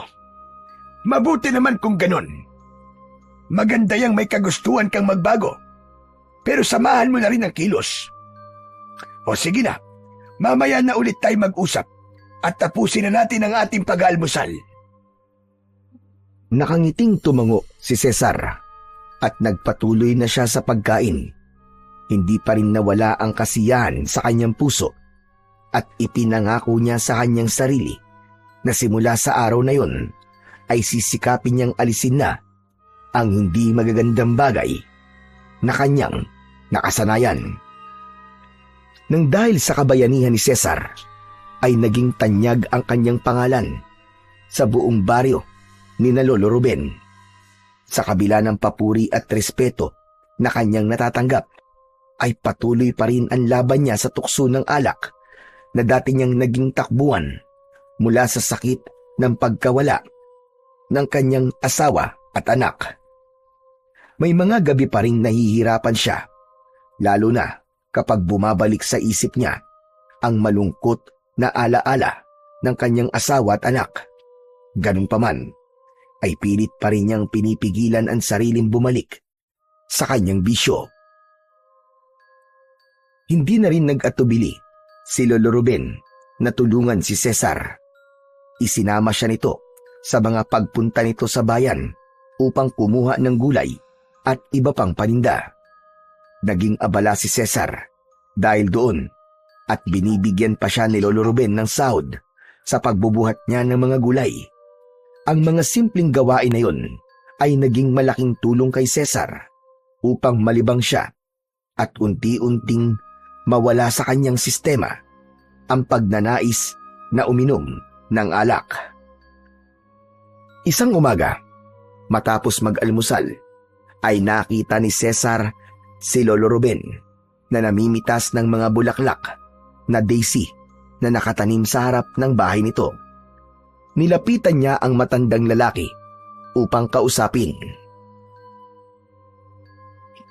Cesar, wala tayong trabaho ngayon na. Tandaan mo na tuwing linggo ay araw ng ating pahinga. Kumusta ka na nga pala sa pagtira dito sa aming baryo? Ayos naman po, Lolo Ruben. Marami na nga po nakakakilala sa akin. Nakakatuwa nga po na kahit magdadalawang linggo na simula nung patayin ko yung aswang, ay may mga nagpapasalamat pa rin ho sa akin. Matindi lang talaga ang kasiyahan namin sa ginawa mo. Ang pag-inom-inom mo ng alak, kumusta na? Malaki na po ang pagbabagong napapansin ko. Epektibo po yung pagsama ko po sa inyo sa pagkuha ng mga gulay sa bayan. Talagang nalilibang po ako at nawawala sa isip ko ang uminom. Maraming salamat po sa pagtulong niyo sa akin. Isang karangalan para sa akin ang matulungan ng bayani ng aming baryo. Lolo Ruben, maibaho ko. Bakit pala ang dami niyong tanim na daisy? Paborito niyo po bang bulaklak yon? Hindi ako, kundi ang aking asawa na si Rosing. Paborito niya ang mga bulaklak na daisy. Pumipitas ako ngayon dahil pupunta ako sa kanya ngayon para dalhin ang mga ito sa kanya. May asawa ho pala kayo, pero bakit hindi ata siya rito nakatira sa bahay niyo? Hiwalay na kasi kami. 3 taon na. Ganun ho ba? Pero ang sweet niyo pa rin sa kanya, kasi kahit hiwalay na ho kayo, ay binibigyan niyo pa rin siya ng bulaklak. Sanay kasi si Rosing sa tuwing linggo, ay binibigyan ko siya ng bulaklak. Kung gusto mo'y pwede mo akong samahan sa kanya, para maipakilala kita sa kanya. Sige ho. Wala rin naman po akong gagawin dito sa bahay eh. Pagkatapos mamitas ni Lolo Ruben ng mga bulaklak, ay kinuha lang nito ang sombrero nito at naglakad na sila papunta sa kinaroroonan ng asawa ng matandang lalaki. Makalipas ang ilang sandali, ay nagtaka si Cesar dahil sa sementeryo sila nagpunta. Huminto si Lolo Ruben sa tapat ng isang puntod. At gamit ang kamay nito, pinunasan nito ang duming nasa lapida at nalaman ni Cesar na ang pangalan ng asawa ni Lolo Ruben ang nakasulat doon. Inilapag ni Lolo Ruben ang mga bulaklak sa ibabaw ng puntod. Patay na ho pala ang asawa niyo. Hindi po ba sabi niyo po sa akin kanina hiwalay lang kayo? Oo nga, magkahiwalay na kami ni Rosing. Siya ay nasa langit na, habang ako naman ay nandito pa rin sa lupa. Roseng, ito nga pala si Cesar, ang bagong kasama ko sa ating bahay. Siya ang pumatay sa aswang na pumatay sa iyo. Sigurado ako na matatahimik ka na dyan dahil wala na ang aswang na dahilan kung bakit tayo nagkahiwalay na dalawa. Natigilan si Cesar sa kanyang narinig. Bumalik sa alaala niya ang tagpo kung saan nakita niya ang katawan ng kanyang asawa na pinatay ng aswang. Namuo ang luha sa gilid ng kanyang mga mata hanggang sa tuluyan na siyang napaiyak. Mabilis na nilukob ng kanyang emosyon si Cesar, kaya hindi niya na napigilan ang pagkagulgol. May pagtatakang tumingin si Lolo Ruben kay Cesar. Cesar, bakit ka umiiyak? May problema ba? Naalala ko lang ho kasi ang asawa ko. Parehas po kasi sila ng asawa niyo. Pinatay po ng aswang ang asawa ko na si Elena. Ang masakit pa po ay buntis siya sa unang anak namin. Kaya 2 silang namatay. Yun ba ang dahilan kung bakit ka naging lasinggero? Oo, Lolo Ruben. Kapag po kasi nalalasing ako, ay nakakalimutan ko ang sakit at lungkot na nararamdaman ko. Pero nang dahil po sa alak, ay nawalan ako ng kaibigan at napalayas pa ako sa baryo namin. Pakiramdam ko wala na po akong dahilan para magpatuloy sa buhay. Simula nang mawala ang aking asawa at anak. Alam mo, Cesar, nang mawala ang asawa ko, ganyan din ang pakiramdam ko. Para bang tinanggalan ako ng kalahating buhay. Umaga't gabi, wala akong ibang ginawa kundi umiyak at sisihin ang buong mundo. Pero dumating din ang araw na naisip ko na kung patuloy kong hahayaang bumagsak ang sarili ko, ay hindi magiging masaya ang asawa ko sa kabilang buhay. Ito ang tandaan mo, Cesar.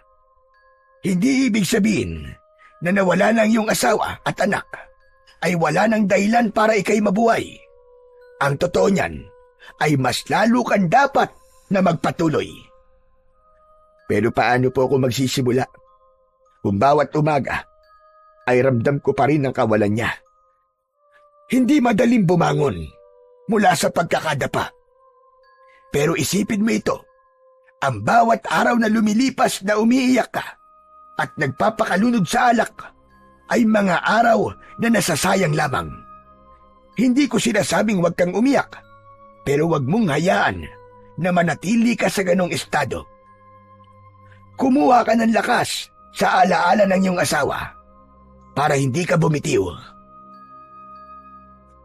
Pakiramdam ni Cesar ay may kung anong kumurot sa puso niya sa mga sinabi ni Lolo Ruben. Tila nawala ang makapal na ulap na matagal nang nakatakip sa kanyang utak simula nang patayin si Elena. Unti-unting nagkaroon ng liwanag sa kanyang pag-iisip ng sandaling yon. Si Cesar.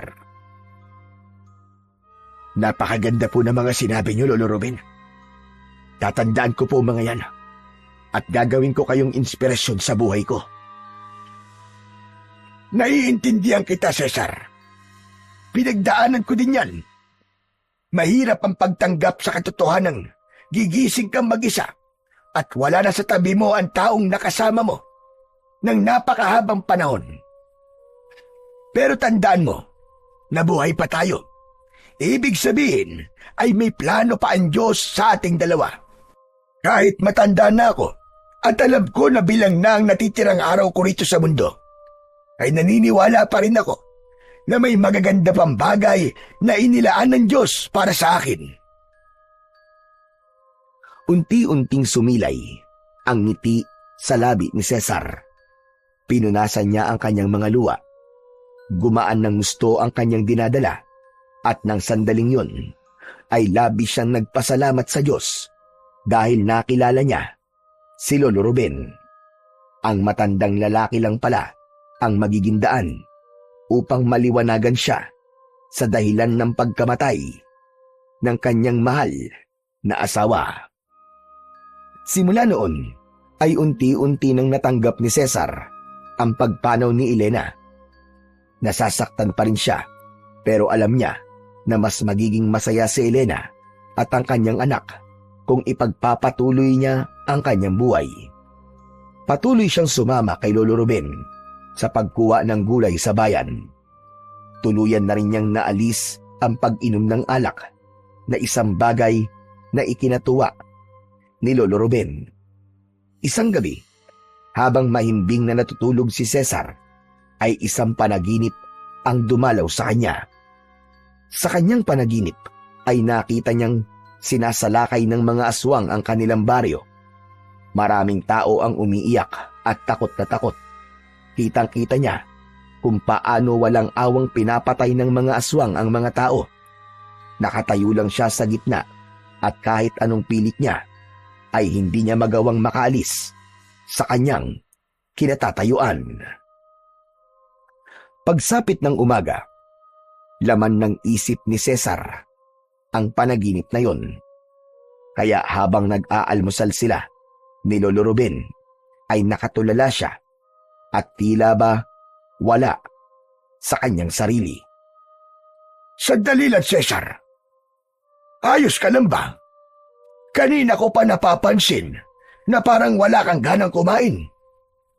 Hindi mo ba gusto ang kamote? Nagsasawa ka na ba riyan? Dahil yan ang madalas nating almusal. Hindi ho, Lolo Ruben. Ang totoo, paborito ko po ang kamote. Kaya kahit ito po ang almusal natin araw-araw, ay wala po kayong maririnig na pagrereklamo sa akin.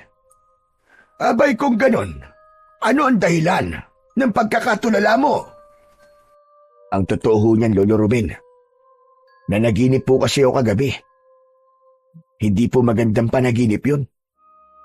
Biruin nyo inaatake raw po ng mga aswang ang baryo namin kung saan ho ako nanggaling. Ang dami pong pinatay ng mga aswang.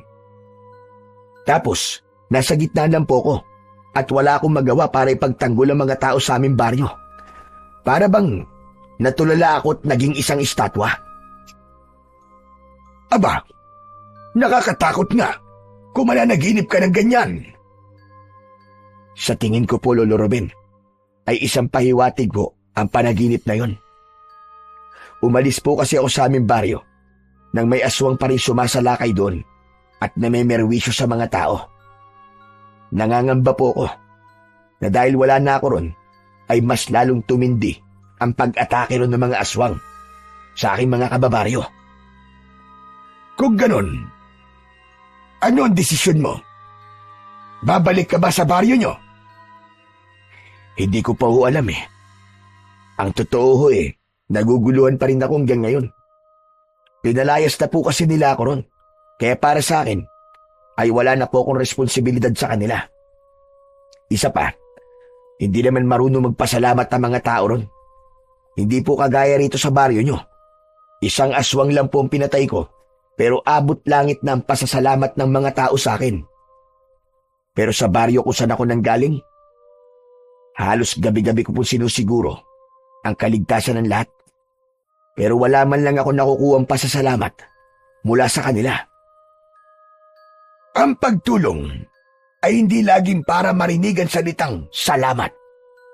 Minsan, ang pagtulong ay para ipaalala sa sarili mo na kaya mo pang maging mabuti kahit ang mundo ay hindi palaging mabuti sa'yo. Pero, paano kung parang wala namang halaga ang ginagawa ko? Ang tunay na halaga ng pagtulong ay hindi nasusukat sa kung gaano ka pinasasalamatan, kundi sa kung paano mo napapanatili ang kabutihan sa puso mo. Tandaan mo itong sasabihin ko, Cesar. Ang kabutihan na ibinabahagi mo, kahit walang nakakakita o kumikilala, ay nagiging binhi. Isang binhi na pagdating ng tamang panahon, ay aanihin mo. Isa pa, hindi mo ba naisip na baka ito na ang pagkakataon mo para muling patunayan sa baryo nyo na nagbago ka na? Pero Lolo Ruben, sabihin nyo nga ho sa akin, kung kayo ho ba ang nasa posisyon ko, tutulungan nyo pa rin po ba ang mga taong itinaboy kayo? Aba, bakit hindi? Lalo na kung buhay ng karamihan ang nakasalalay, hindi ba? Siguro nga'y tama ka, Lolo Ruben. Kailangan ko pong bumalik sa aming baryo upang muling tulungan ang mga tao roon mula sa mga aswang na sumasalakay. At sana sa pagkakataong ito ay magawa ko ng tapusin ang matagal na naming problema, ang maubos ang mga aswang sa baryo namin. Naniniwala ko na magtatagumpay ka dahil alam kong malinis ang iyong hangarin, Cesar. Huwag ka mag-alala dahil isasama kita sa aking panalangin. O paano? Kailan mo pala gustong bumalik sa inyong baryo? Sa lalong madaling panahon ho, Lolo Ruben. Kahit ngayong araw na lang po siguro. Sige, pagkatapos natin mag-almusal, ay ihatid kita roon gamit ang aking truck. Labis na nagpasalamat si Cesar kay Lolo Ruben. Binilisan niya na ang pagkain. Hindi maalis ang pag-aalala sa kanya para sa kanyang baryo. Alam niya na hindi niya magagawang makatulog hanggat hindi siya nakakasiguro na ligtas ang mga tao sa baryong kanyang pinanggalingan. Matapos nga mag-almusal, ay naghanda na si Cesar sa pagbabalik niya sa kanilang baryo. Konting damit lamang ang kanyang dinala at hindi niya kinalimutan ang kanyang karit. Gaya ng sinabi ni Lolo Ruben, ay ginamit nito ang truck nito upang ihatid si Cesar sa baryo nila. Ngunit hindi nagpahatid si Cesar sa mismong baryo nila. Naisip niya na mas makabubuti kung wala munang makakaalam ng pagbabalik niya roon, at nais niyang lihim na alamin kung ano na ang lagay ng kanilang baryo. Inihinto ni Lolo Ruben ang truck sa unahan ng makipot na daan, papasok sa baryo ni na Cesar. Ano, Cesar? Sigurado ka bang dito na lang kita ihatid? Baka gusto mong ihatid na kita hanggang doon sa inyo? Hindi na ho, Lolo Ruben. Sigurado na ho, dito na lang ako. Panigurado kasi, na kung doon nyo ko ihatid sa mismong baryo namin, ay may mga taong makakakita kagad sa akin. Hindi ko po kasi alam kung ano magiging reaksyon nila kapag nakita nila ako. Baka mamaya niyan hindi pa nila ako tanggap at palayasin ulit nila ako. Sa bagay, may punto nga mga sinabi mong yan. Kung ganon, ay mag-iingat ka, Cesar. Umaasa ako na babalik ka sa bahay. Dala ang isang magandang balita. Wala akong ibang hangad kung hindi ang iyong tagumpay at kaligtasan. Pagpalain ka nawa ng ating Panginoon. Maraming salamat po, Lolo Ruben. Kung hindi man po ako makabalik, alam niyo na po ang nangyari sa akin. Hindi yan mangyayari, Cesar. Maging positibo ka lang at huwag mong kakalimutan na kasama mo ang ating Panginoon sa lahat ng laban na iyong kaharapin. Siya ang iyong sandigan at pinakamalakas na sandata sa lahat. Salamat po ulit. So, mauuna na ho ako. Mag-iingat po kayo sa pagmamaneho. Pagkatapos magpaalam, ay bumaba na ng truck si Cesar. Tumayo siya sa gilid ng kalsada at hinintay niyang makalis si Lolo Ruben bago siya naglakad papunta sa kanilang baryo. Hindi dumaan si Cesar sa makipot na daan, bagkus ay tinahak niya ang makapal na talahiban na nagdala sa kanya sa gubat na nasa gilid ng baryo. Dahil maaga pa, ay kumain muna siya ng tinapay na ipinabaon sa kanya ng matandang lalaki na si Lolo Ruben. Nagpalipas siya ng oras hanggang sa tuluyan ng dumilim. Pagsapit ng gabi, ay tahimik na lumabas si Cesar sa gubat. Kapansin-pansin na kahit hindi pa malalim ang gabi, ay wala na kagad makikitang tao sa labas. Lahat ng bahay ay nakasarado at napakatahimik ng paligid. Wala ka talagang maririnig na ingay. Ang tanging dala niya ng sandaling yun ay ang kanyang matalas na karit. Hindi maaari ito. Mukhang mas tumindi ang takot ng mga tao sa mga aswang. Dati naman, kapag ganitong oras, ay may mga tao pa sa labas ng bahay. Tahimik na naglakad si Cesar. Tinalasan niya ang kanyang pakiramdam. Sinigurado niyang alerto siya upang sakaling may aswang na aatake sa kanya, ay handa siya. Sa paglalakad ni Cesar, ay napadaan siya sa bahay niya. Labis siyang nagimbal nang makita niyang sunog na ang kanyang bahay. Tila matagal na yung sinunog dahil halos abo at uling na ang natira roon. Anak ng tutsa, oo. Bakit nila ginawa to sa bahay ko? Inisip ba nila na hindi na ako babalik? Kaya nila to sinunog? Pambihira naman ang mga tao dito. Baka naman dito nila ibinuhos ang galit nila sa akin dahil sa mga hindi magagandang nagawa ko nun sa kanila. Pinigilan ni Cesar ang maiyak ng sandaling yun. Hindi siya makapaniwala na wala na ang bahay kung saan naroon ang masasayang alaala nila ng kanyang mahal na asawa na si Elena. Ngunit sa kabila ng masakit na pangyayaring yon, ay nanatiling buo ang loob ni Cesar na tapusin na ang takot ng mga tao sa aswang sa kanilang baryo. Mabigat ang mga hakbang na naglalakad siya palayo sa kanyang bahay.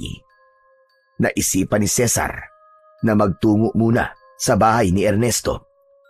Si Ernesto ang unang pumasok sa isip niya nang nag-isip siya sa kung sino ang pwede niyang mapagtanungan kung ano na ang lagay ng kanilang baryo.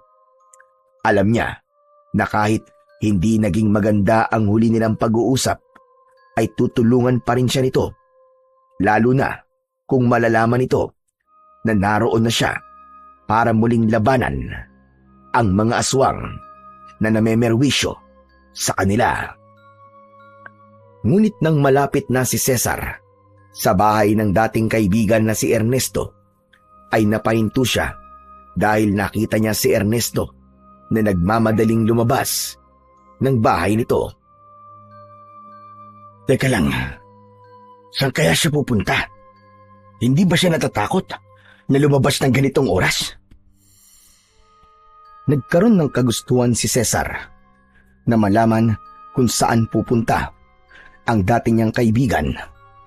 Tahimik niyang sinundan si Ernesto. Siniguro niya na hindi siya nito mararamdaman. Hanggang sa pumasok si Ernesto sa bahay ng kanilang kapitan na si Kapitan Andoy. Lumapit si Cesar sa bahay ng kanilang kapitan. Pumuesto siya sa bahagyang nakabukas na bintana upang malinaw niyang marinig kung ano ang pag-uusapan ng dalawa. May importanteng bagay ka raw na sasabihin sa akin, Andoy. Meron. May isang mangangaso ang nakakita raw kay Cesar sa gubat kaninang hapon. Ano ka mo? Ibig sabihin, ay bumalik pa rito ang hayop na yon? Hindi maaari. Kailangan niyong hanapin si Cesar. At gusto ko ay maiharap niyo siya sa akin sa lalong madaling panahon. Nagkakaintindihan ba tayo?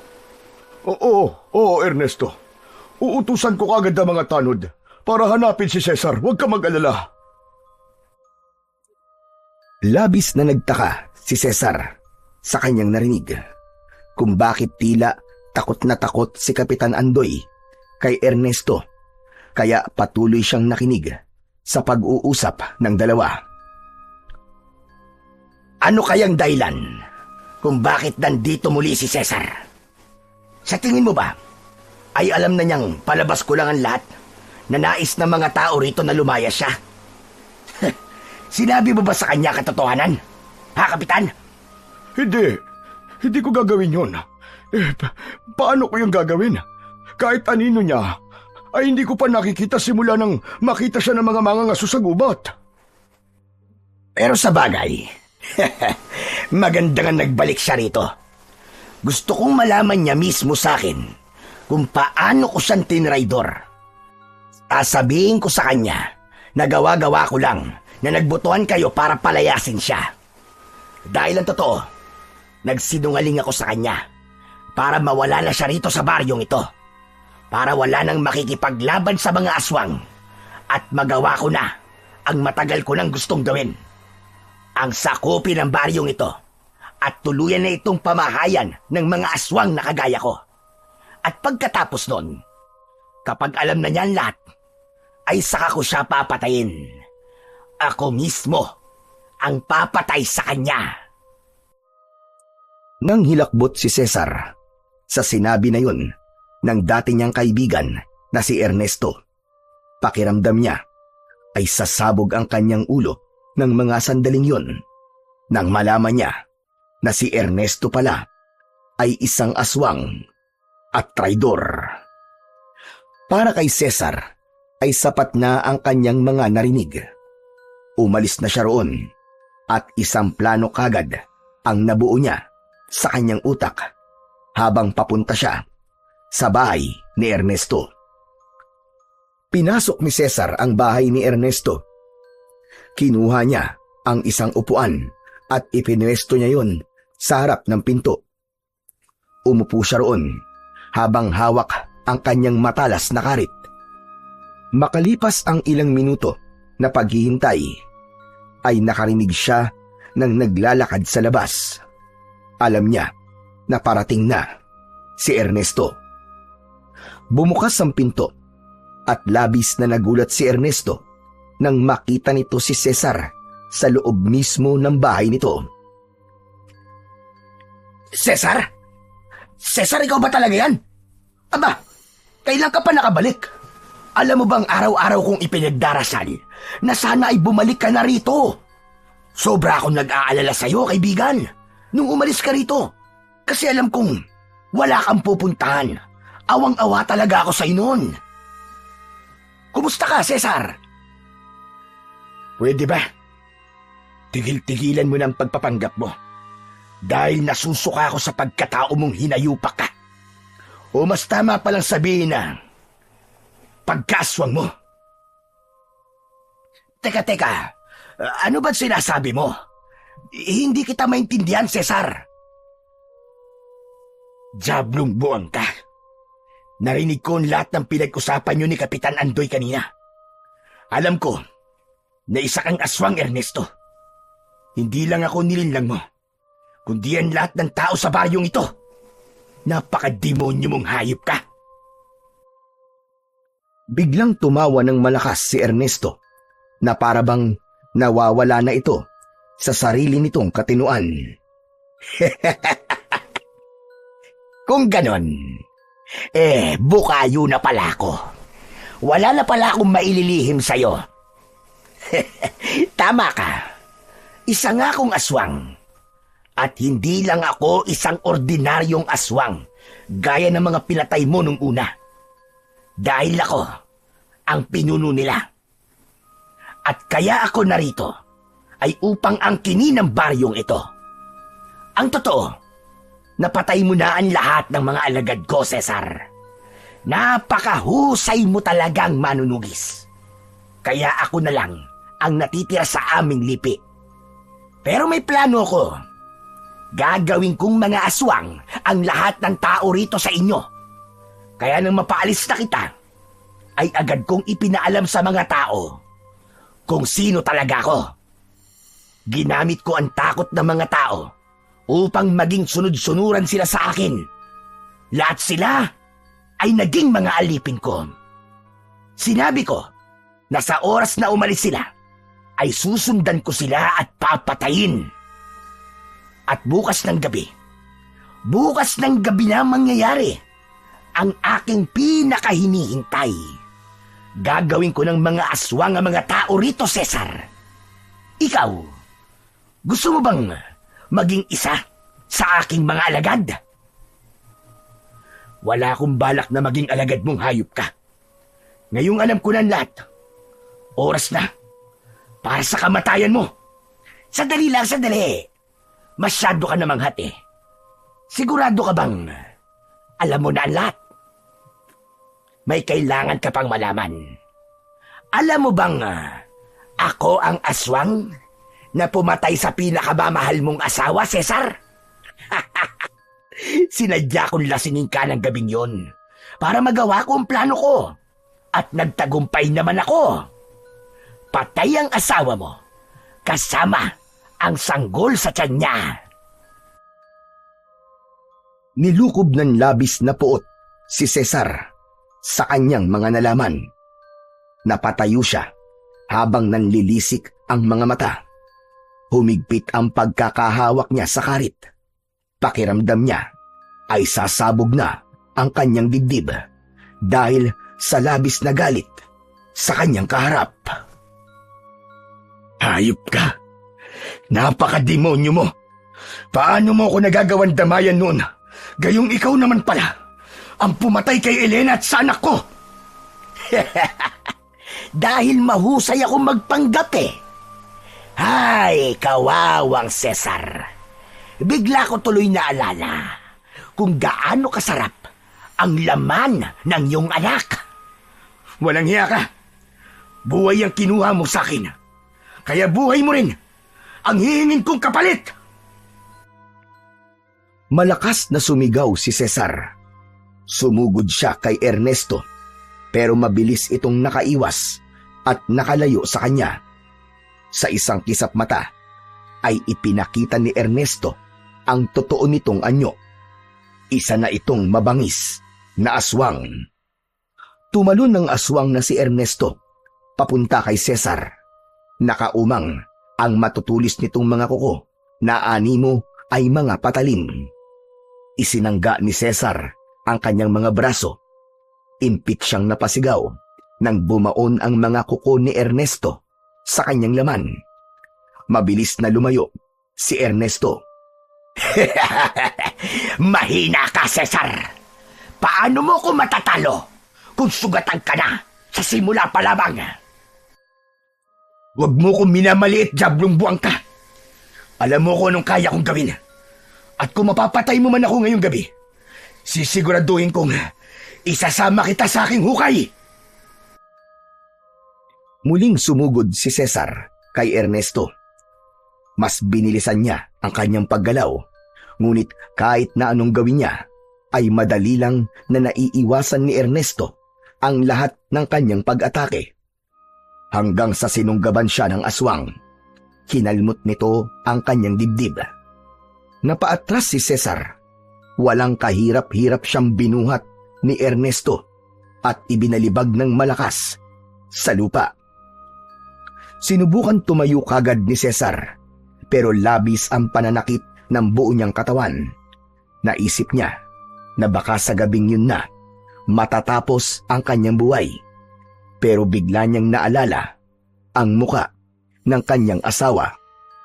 Dahil doon ay tila sinapian siya ng kung anong tapang at lakas, kaya nagawa niyang makatayo. Aba, malakas ka ha? Hindi ka pa rin ba susuko? Wala kang laban sa akin, Cesar. Huwag mo kong itulad sa aking mga alagad na mahihinang nilalang. Sa tingin mo ba, matapos kong malaman na ikaw ang pumatay sa aking mag-ina, ay pipiliin ko sumuko? Ang laban na to ay para sa kanilang dalawa. Papatayin kita upang maibigay ko sa kanila ang hustisyang nararapat para sa kanila. Muling umatake si Ernesto, pero nang sandaling yun ay matindi na ang determinasyon ni Cesar na patayin ang kanyang kalaban. Iniwasan niya si Ernesto. Yumuko siya at itinarak niya ang karit sa sikmura ng aswang. Hinila niya pataas ang karit at naglandas ang talim nun hanggang sa leeg ni Ernesto. Paghugot ni Cesar ng karit ay patihayang bumagsak ang aswang habang nakalabas ang mga lamang loob nito. Nilapitan ni Cesar ang wala ng buhay na katawan ni Ernesto. Unti-unting bumalik sa pagiging tao ang anyo nito. Puno ng pagkasuklam niya na tinignan nito. Diablong buwang ka! Tapos na ang kasamaan mo, Ernesto. Ngayon, susunugin na ang kaluluwa mo sa impyerno kung meron ka mang kaluluwa. Hindi lang to para sa aking mag-ina, kundi para rin sa mga inosenteng buhay na kinuha mo at ng mga alagad mo. Pero alam kong hindi pa rito natatapos ang lahat. Isa ka lang sa marami. Kung may kapareho ka pa, darating ako at isa-isa ko kayong papatayin. Didikdikin ng pinong-pino at susunugin hanggang sa sumama ang abo nyo sa hangin. Matapos yun, ay naglakad na si Cesar palayo sa bangkay ni Ernesto. Hinayaan lang niya yon upang makita yon ng mga tao sa susunod na araw. Walang nakasaksi sa kabayanihan na ginawa ni Cesar sa gabing yon at wala na siyang pakialam kahit wala na siyang marinig na pasasalamat dahil sapat na para sa kanya na nawakasan niya na ang punot dulo ng takot ng mga tao sa kanilang baryo. Matapos ang lahat, ay pinili ni Cesar na manirahan sa baryo ni Lolo Ruben. Doon ay natagpuan niya ang katahimikan na matagal na niyang hinahanap. Paminsan-minsan ay bumabalik siya sa kanyang dating baryo upang bisitahin ang puntod ng kanyang asawa. At dahil doon, ay nalaman niyang wala ng aswang ang umaatake roon at namemerwisyo. Sa puso at isipan ni Cesar ay nanatili ang lungkot at alaala sa pagkawala ng kanyang asawa at anak. Ngunit natutunan niyang may saysay pa ring magpatuloy sa buhay. Ang mga sugat ng nakaraan ay hindi nawala, pero nagamit niya iyon bilang lakas upang muling tumayo at magpatuloy. Nangako siya sa kanyang sarili na mananatili siyang manunugis hanggang sa kanyang huling hininga upang supilin ang kasamaan na pilit lumalaban sa kabutihan.